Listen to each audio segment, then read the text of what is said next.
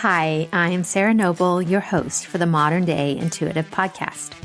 For over 25 years, I've been on a spiritual journey, searching, learning, expanding, and growing. I've traveled the world, led by my heart, on a quest to know myself so that I can support others. This podcast was created from my deep desire to help you connect with your intuition and to inspire you to create a life where the impossible becomes possible and you live into your sacred dreams and desires. Thanks for being here and enjoy the show. Hello, my sweet loves. It's such an exciting time of year coming up to the holidays, being immersed in the holidays at my house. The holidays tend to last from Halloween all the way through till my birthday in January. So it's a beautiful season for me of love and family and friendship and sharing, giving, receiving, lots of good food, good company. I really cherish this time of year and feel so grateful for all the love that I get to be part of. I really wish that for you, that during these times that you really sink into remembering that we are all love woven together in this beautiful tapestry of life. And as we dive into our reading today, Melissa is here with us, and she's looking for clarity on where to focus her energy and attention for next year. And what we look at is having the courage to walk away from the things that you don't love doing anymore, even though they may feel comfortable and as if you aren't ready to let them go yet. We talk about connecting in with your why. You want to do something versus feeling as if you have to, and how this can change everything. We look at the question, if you knew you wouldn't be here tomorrow, what would you do differently? How would you spend your time today? We talk about embracing your fear and recognizing it as an ally, rather than something you have to get over, push through, wish away. You know I love bringing everything closer. We also talk about how your obstacles, challenges, and struggles are the foundation of your path forward. And we also talk about reframing struggle, reframing your challenges. How are they loving you? And really this concept of letting life love you, all of life love you. If you remember, if you can see this, there's magic in all of the moments if you let yourself reach for them. So my loves, enjoy this beautiful call. I love you. Hi, Melissa. Welcome to the podcast. How can I help you today? Hi, Sarah. I'm so excited to be here. And I'm just looking for some clarity about my focus as I move forward, especially in the next year. What is Spirit really asking of me as I move forward with my own intuition and where I need to be with my life purpose and my mission? Thank you. The image that's dropping in first is a card, an oracle card that has come up for me in different times in my life when I am ready to leave something behind. And this card, particularly, it says walking away. And there's a woman walking through a gate. And for me, when I see this card, it means it's time to put something down. It's time for something new to come in. So as I share that with you, what comes up for you? I've been wearing a lot of different hats, and I've been doing my own readings. And for me, I've been really moving into teaching. And I wondered if I needed to work more on the sharing aspect versus the worker bee aspect. So I guess for me, it's been, do I focus on one social media versus another? Do I try not to spread myself so thin and kind of more hone in and focus my attention into the teaching aspect? So for me, there's been about 7 years of really building a community on certain platforms. And I have been feeling that I needed to not disconnect completely, but definitely shift my focus more away from the everyday and really getting more into sharing how to do certain connection to spirit And so I have been doing more in person versus just the virtual. So yeah, I feel like that is validation that maybe not being out there every day and maybe kind of pulling back and being more beneficial when it's going to be more needed or necessary versus trying to be so forcing things, I think, being more organic instead of trying to force things. Yeah, as you're talking, when you brought in this teacher element that you talked about, when you said connection to spirit, teaching more in that offline, and I could feel it in your body as what was happening was this coming into your central channel, into that place of your personal power. My crown got really activated and lit up. And like you really coming home to the truth of who you are and who your mission, what your mission is here, what you're supposed to teach, and less of like when you talk about being on social media, there's like this spreading yourself thin. They definitely are bringing around this piece, though, community. That piece is very important. So there is a purpose and there is a longevity of your business model to putting yourself out there and creating this larger community that still feels aligned for you. What feels off is the way that you're doing it or the energy behind why you're doing it, coming from that have to as opposed to love to. And why? Like, that's the word they're saying. What's your why behind why you're posting, why you're being out there? And when you can realign that why to this truth that I feel running really strongly through your center and your crown, you can do less out there with much more effect.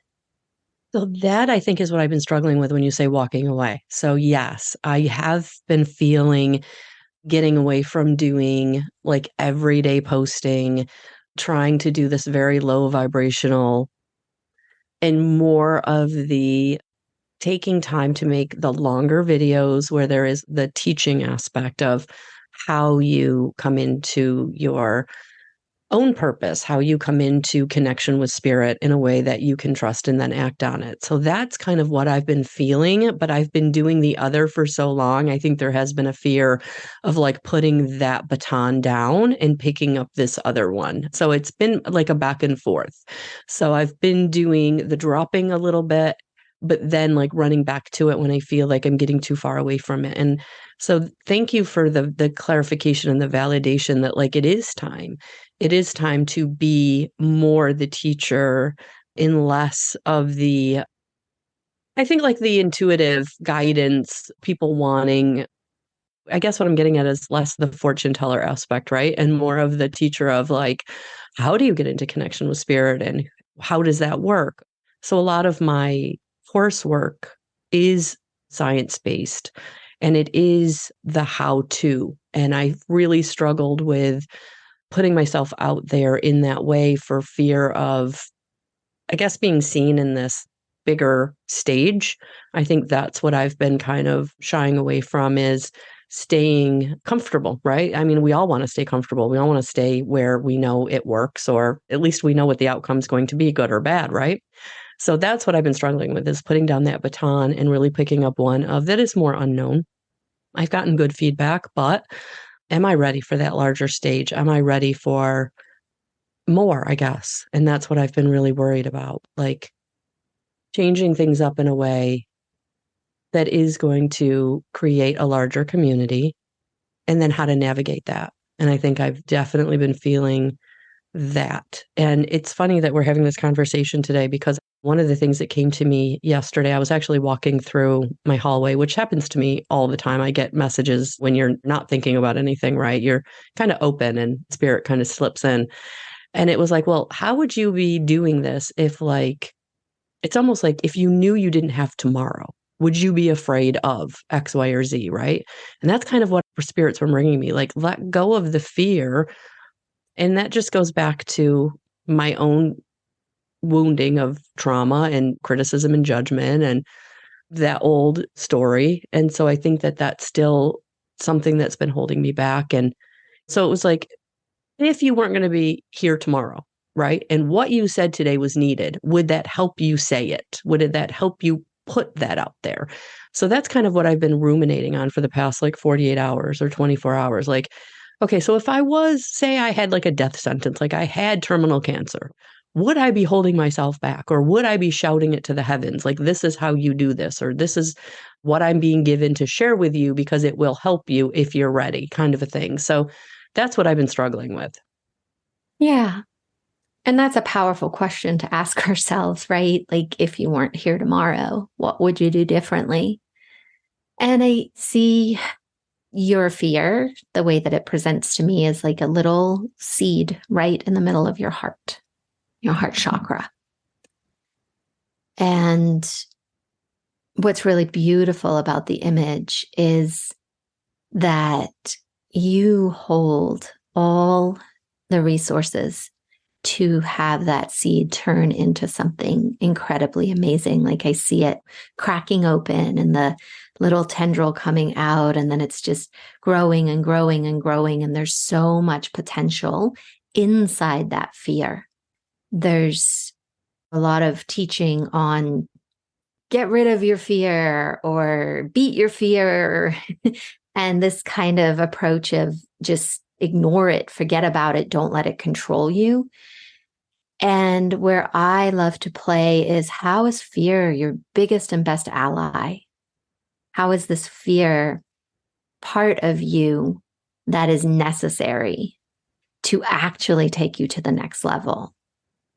Like, the voice of that fear has a potent message if you're listening to the true message, not just sort of that inner critic voice, as it's sometimes called, where it's on rote. But if you're really listening to what is it actually saying? Yeah. And I don't think I've ever really looked at it that way. So I actually wrote that down as you were talking. How can I use it as an ally? So very interesting, because for me, it's always been like, how do I lean into it and just work despite it, right? Not thinking of it as utilizing it as an ally to be the motivator, but more of the, like, how do I just put it to the side? So interesting that you're saying that, because I've always thought of it as leaning into it so that I could move beyond it, not actually using it. Yeah, it's a beautiful thing when we take what we perceive to be the obstacle or the block or the challenge, and we actually realize that that is the very thing, that is the path in of itself. And when we can harvest from it all the goodness that it's here to share with us, change happens, transformation happens, because it just is inevitable. Because we're including all of life. You're bringing me back to that word more that you said, that you're ready for more. And this is the way that we access more, is through everything that we already have. And if fear is what you have, then use it and access it to get more. Ooh, interesting. Yeah. Wow. Okay. Yeah. I think that's what I need to do, because I really have been like trying all these other things and they haven't worked. I mean, to some extent they have, but not to the extent that I'm feeling called to, or not to the extent that I can feel like I need to be beneficial for those who are really looking for help in their own journey, in taking their next step. And I feel like I've been given access to all of these avenues. And I think as a little bit of the imposter syndrome, like, who am I to be the one out there, like, shouting this or being the way shower? And I think there's definitely some of that that is part of the fear that's been holding me back. And it never occurred to me to use that, never occurred to me to say, okay, what can this show me, or how can this help me? It was always more like, how do I just almost negate it? Like, how do I just walk over it? Like, it's here, I see it, okay, but let's move on. Yeah, so to lean into it and to use it as a motivator, I think that's going to be powerful. Yeah, I think that this is the true way of the universe, right? That everything is loving us all the time. We're the ones that bring the meaning. We're the ones that separate it from ourselves. We're the ones that make it bad or good or indifferent, whatever path we're on in that moment. But it's when we can really understand that the flow of the universe is that everything is for us, everything is from us, and that it's really here to serve. Even if we think it doesn't serve us anymore, it's like, well, maybe it not serving you is actually serving you. Like everything serves us. And the more that we can really bring everything to us as opposed to push it away, this practice works in my experience and in my own life and journey. This works with everything. Yeah. So I think that going forward, that is what I'm going to have to really look at. Like, where am I not letting this love me? Or where am I pushing off the inspiration, right? Which is the spirit inspired action that is coming through love.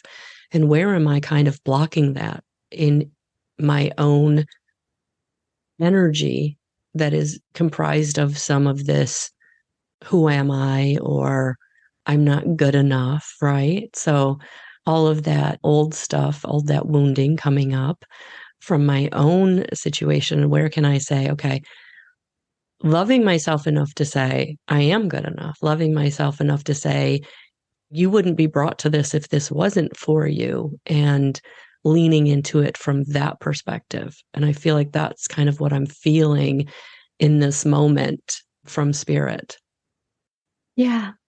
And the question that's coming back through is, you had mentioned earlier about why me as one of those sort of stopping places or voices of fear.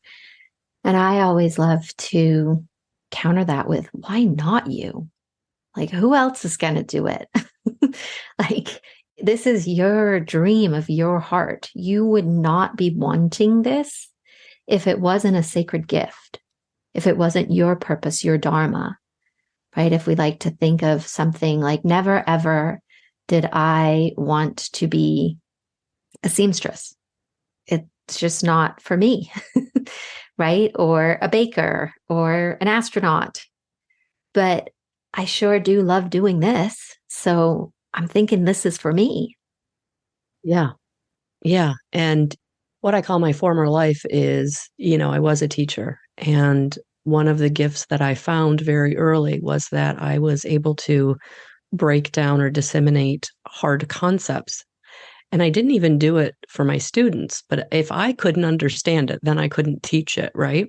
And so that's what I feel like I've done with this whole realm of intuition, mediumship, whatever you want to call it. And when I was stepping into this and spirit was bringing it to me in a way that I couldn't ignore it anymore, and I tried, then I had to break it down. I had to know why it worked. I had to know how it worked. And it's been through that process that I've been able to put the material together for others. But to put that out there on a bigger platform, not keep it, I don't want to say small, but definitely in smaller groups and very protected, that kept it very controlled. And I feel like what I'm being called to do is to now take it and say, okay, share it bigger, and share it in an uncontrolled environment so that those who need it can find it in a way that is accessible and non-threatening for them. Because when you're coming into this paradigm or realm, it can be very, very overwhelming and very, very scary because it is so unknown. And to be able to take this and make it not so scary and make it more concrete, I feel like that's what I've been brought to. But to talk about it publicly, to share it largely publicly, that is what I've been really struggling with. That is the kernel that hasn't started to grow yet, because I've been keeping it very tightly contained so that it couldn't, because of the fear, because of this big idea of who am I? And it's just been this nudge that I can't get away from, which is how this whole thing started, where spirit brings you to what is for you until you get it. And I'm grateful. I'm grateful for the confirmation. I'm grateful for the insight because it has been something I think I've been struggling with even more than I've allowed myself to recognize I've been struggling with. Yeah. And they're offering something to you right now of reframing, even just the way you're referencing it, like the word struggle. Like, what if it wasn't a struggle? What if this was just part of the journey? What if this was just a way for you to recognize something new? What if this was a necessary way for you to feel so that you know how it feels another way? Like, allow yourself to play and not be so hard on yourself that you've been struggling, because there's an archetypal energy, right, attached to that you're caught inside of. And that's going to keep you from being able to see into the possibility. It actually is keeping you from that real deep why. Like, you know why. And it's like you're hovering above it, a sense that you're not fully embodied in your why. You're letting this idea of struggle keep you from your true why. Interesting. Yeah, I'm definitely going to have to reflect on that.